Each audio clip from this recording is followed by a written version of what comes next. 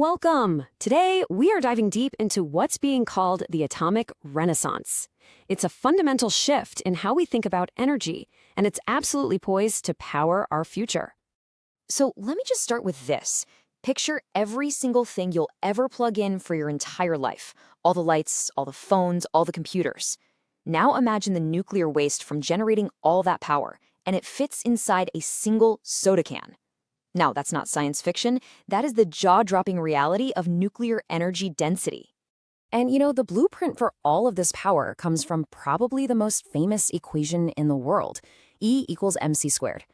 Albert Einstein showed us that even a teeny tiny amount of mass holds a truly colossal amount of energy. And today, we're finally figuring out how to crack that code, how to unlock the power held in the very heart of the atom. So how exactly are we doing this? Well, here's our roadmap. First, we're going to look at splitting the heavyweights. That's the fission technology we already know and use. Then we'll get into the dream we're all chasing, bottling the sun with nuclear fusion. After that, we'll uncover a really brilliant middle path, India's thorium revolution. And finally, we'll pull it all together for a new atomic vision. All right, first up, splitting the heavyweights. This is the nuclear power you're probably most familiar with. It's been a workhorse for decades, right? It currently gives us about 10% of all the electricity on the globe. So let's take a quick look at how this old guard actually works. So how does fission work? Honestly, the best way to think about it is like a game of atomic billiards. You start by shooting a tiny particle, a neutron, at a big, heavy atom like uranium-235. That collision causes the atom to split right open, and that releases a massive burst of heat. But, and this is the key part, it also releases more neutrons. And what do? They go on to hit other atoms, setting off a powerful and self-sustaining chain reaction. Okay, but a chain reaction sounds kind of scary, right? So how do you control it? Well, it really comes down to two key parts inside a reactor. On one hand, you have the moderators. Think of these as the accelerator. They slow the neutrons down just enough so they're at the perfect speed to hit their next target. Then you have the control rods, which are the brakes. They're like sponges that just soak up any extra neutrons, keeping the whole reaction from spiraling out of control. It's a delicate dance, really. And the result of all this engineering? It's just incredible energy density. A single tiny uranium pellet, we're talking the size of a pencil eraser, has the same amount of energy as a ton of coal. It's an unbelievably efficient fuel. But, and it's a big but, there's a catch: the waste. While the volume is small, it stays radioactive for thousands and thousands of years. So if fission is all about splitting atoms apart, our next topic, fusion, is the complete opposite. It's about smashing atoms together. It's literally mimicking the process that powers our sun.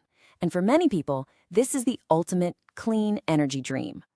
But to understand the challenge here, just look at this number: 100 million degrees Celsius. To get two atoms to fuse, you have to create conditions that are 10 times hotter than the core of the sun. Yeah, let that sink in. This is, without a doubt, one of the single greatest engineering challenges humanity has ever taken on.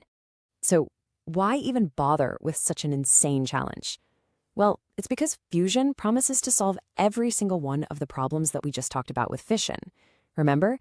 Fission gives us that long-lived radioactive waste, it uses rare fuel, and there's always that small but real risk of a meltdown.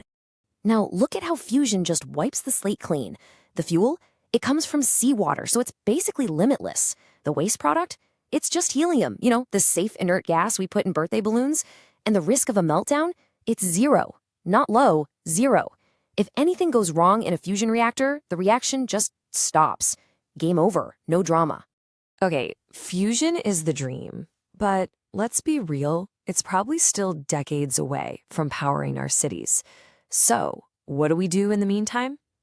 Well, this is where a third option comes into play, a remarkably smart path forward: thorium.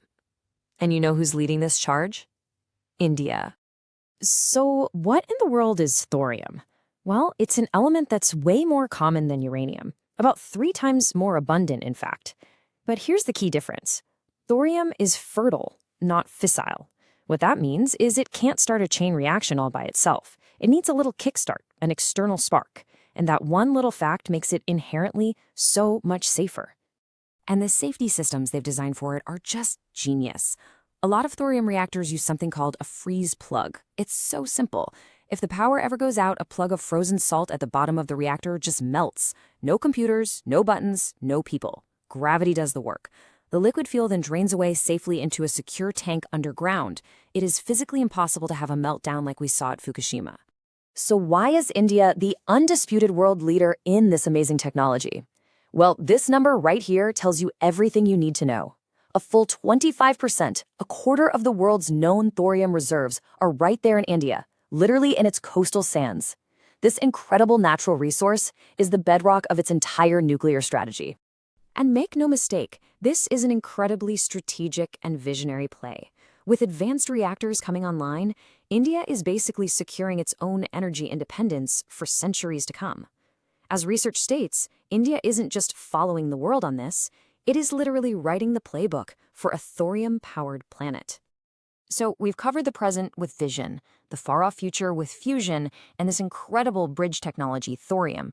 Now let's pull all these pieces together and see what this new vision for our energy future actually looks like. Okay, here it is, the whole story in one place. Traditional uranium fission, it's mature technology, it works, but it's got real challenges with waste and where to get the fuel. Nuclear fusion, that's the dream, right? Limitless fuel, no waste, but it's still very much experimental. And that's where thorium just fits in perfectly. It's the ideal bridge. It's abundant, it produces very little waste, it's incredibly safe, and here's the kicker, it's being deployed right now. This is the tech that can power us cleanly and safely while we keep working on perfecting fusion. You know, we're really moving from an age of burning things to an age of understanding things, understanding the very fabric of the atom itself. Technologies like thorium and fusion represent the next great leap for our civilization, a way to power everything from our homes to our massive AI data centers without choking the planet. So the future isn't just green, it's atomic. The only question left is, are we ready for it?